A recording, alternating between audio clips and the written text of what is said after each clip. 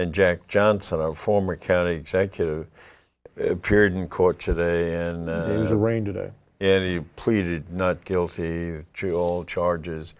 And he also indicated to one of the press people that when this is all squared away, everyone will understand and know that I did nothing wrong. And he also said that 3 months to the end of his term, suddenly they're chasing him. He said they've been chasing him for 6 years.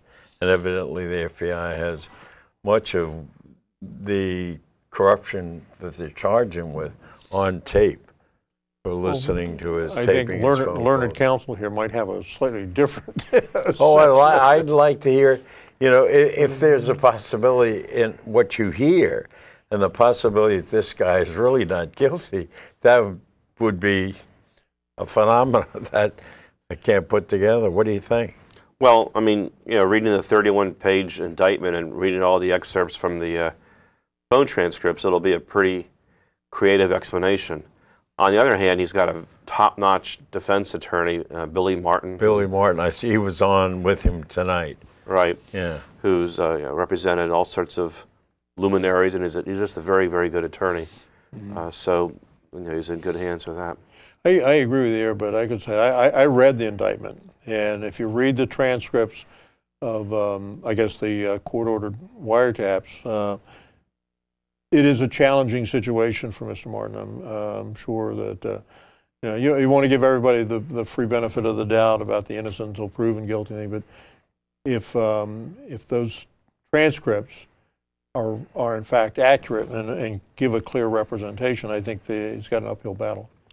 But you got to hand it to Rushern Baker. Every time he's baited into saying something about Jack Johnson, he refrains. He's just trying to be classy about it. I think he's drawn that line in the sand. He says that's was and this is, and as easy as it would be to bash your predecessor, we see that in government a lot. People complain about something. Here's another example, I think, where the county executive said, "I'm not going to talk about that anymore. We're on a new vision, a new focus," and that's a good point. I think sure. It's the right way to deal with it. What about the idea that the developers, they used the term developer tonight, and Jack Johnson indicated on TV that he doesn't even know who these developers are. Being away, I didn't have any names of anybody that None was of a them developer. Are publicly circulated. Oh, it isn't publicly.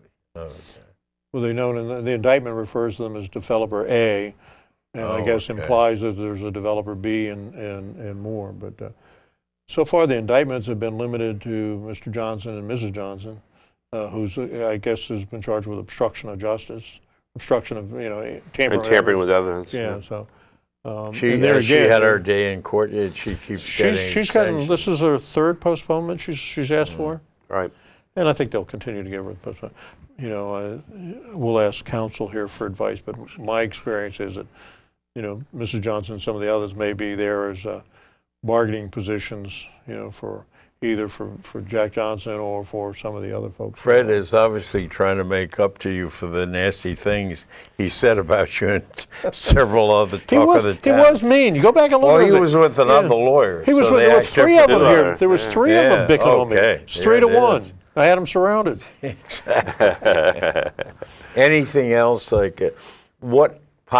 Here's another thing that I'm not sure, and before I went away, I wanted Rushern, and I have faith in him. I think he's going to do a good job, but I wanted to see him what he was thinking about, what he was going to do. Now we see the budget and that $50 million visionary. That's wonderful, but what has he done in terms of this change that he's changed? Well, he authored a significant ethics and government bill that's up there now, and kind of interesting because, as we pointed out in other shows, it's interesting that he's going forward in this, and the county council's got a lobbyist up there opposing the bill. But other than that, so that's an initiative, again, to shut off what was and to start new standards. I think he's made it clear that his primary interests is going to be education, public safety, and public health, and that's where he's put his money where his mouth is. He's funded the police department and the fire department. The fire department has been in terrible shape for the last several years in terms of staffing issues, and he's committed to doing that. And again, he's got a tough road to hoe on that, but it's clear from the budget priorities that this is where he's going to go: public health, public education, and public safety. What about the people that are supporting him? Does he have his idea and theory? I would go along with that 100%. But who are his people in his cabinet? Now, I know you pointed there was some controversy about one or two appointments, but does he have, in your estimation, you deal with them and so do you, does he have the right people? Well, I'm thrilled at one of the people he named for economic development, a longtime Bowie resident, David Iannucci, Yeah. Okay. who was the previous state secretary for business and economic development. Past 8 years, he's been head of economic development in Baltimore County and done just a wonderful job. Great. And so, what a great person to bring, what a great talent to bring in, and it's homegrown talent. I mean, he grew up in Fort Washington. He's lived in Bowie for the past 20 years, raising his family in Bowie. Good man, yeah. But yet, he's just a real champ when it comes to knowing how you do this right. Well, that's great. Yeah, and I think he selected an interim police chief from the organization that speaks well, I think, for the part, and he brought in a former member of the fire department to be interim police chief, Mark Bashur, and I think by all accounts that's a good selection. He seems to have the support of the county executive and seems to have the support of the union, which at least puts him on a pathway to bringing people together. Some of the other positions, in terms of those immediately around the county executive, all appear to be fairly stable and pretty sober choices. So. Good. And he's working very closely with the school superintendent, Dr. Bill Height. I mean, previous administrations have been at loggerheads with the school board and the school superintendent and the school system. They're working very well together, and I have great hopes for Dr. Height. I feel bad for him because the last 3 budgets he's had to cut instead of investing in some of his visionary ideas and goals for the school system. But I think, as the county executive said, he wants Dr. Height to be there for the next 20 years because they've gone through 8 superintendents in like 10 years. So yeah, that's the challenge. It just seems like we change superintendents far too often. And all of my experience with Dr. Height have been positive. I think you're right. He's got a good vision of where he wants to go. I think he has the natural ability to execute that vision. If he can keep the people, if we can get by the issues related to the funding and the pensions and all those other things and stay focused on the classroom and where he wants to go there. But a tough job. Our last best choice. Yeah, I mean, the most unique thing about him for a school superintendent is he's not arrogant. Yeah. Which is pretty That's great. amazing. Yeah. But he's got a tough challenge. In the past 5 years, the school system has lost 10% of its students. So he's has to downsize the school system by 10%, which is a painful thing to do. How do you do that? Yeah. Yeah, when you start talking about consolidating schools or closing schools as opposed to building schools, everybody's happy if they're getting a new school. And and he's tired of listening to us whine about the need for a new high school in the city. But I think that's another issue. Well, that is another issue. We were but I that think- close. yeah. We had the money in the budget, and suddenly the money disappeared. That's a heartbreaker for people in Bowie. What about, you're down in Annapolis now during the session. How is Bowie faring there? And I know the mayor goes down, represents the city. Is there anything good that's happening in the legislature that we can bring back to Bowie? Well, Bowie has just a fantastic lobbyist in They do. Annapolis. Absolutely the best up there.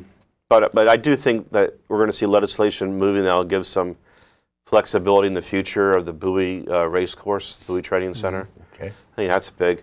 I think they're going to be making some investments and helping out the city with having turf at the White Marsh football and lacrosse field. Some bond bill. Great. Yeah. Right. Yeah, I think there are some positive things. The big thing is, and I know this sounds kind of weird, but if the state gets its budget under control, that is an incredible boon to the city. Because as the state's solvency is enhanced, then our relationship with the state will continue to get better. So even though there may not be a lot of ABC things, there are some of those, but the best thing for us is for the state to get its financial house in order, to get itself back, get all the legs under the table and get it moving. And then if we can get the county in that same kind of a condition, that portends a great future for us. We'd like to get all the little pieces of the pie as we go along, but one thing I like about this is when you talk to people, they have a very rational understanding of how the system works, and I think they too they recognize that if the state is in good shape, the county could get in a better shape, and then we'll benefit from that too. Because as the state goes forward, so too does the city. What is your position, or what do you believe? Will O'Malley, Governor O'Malley, will he put the budget together and get the legislature to back him up? What is the chances, or will it be thrown He's around? indicated to the legislature that he's very flexible and willing to work with them in what they want to do, and so the House will be coming up with its decisions later this week, and then the Senate, and then I think he'll be very amenable to whatever they propose. Now, I think the folks in the legislature would prefer that he would propose the tax increases rather than them. Oh, I'll bet. But, Yeah. Sure. Nobody wants to do that. I think there's a lot of things, and then there's already some discussion. Some of the revenue trends are showing some signs of improvement.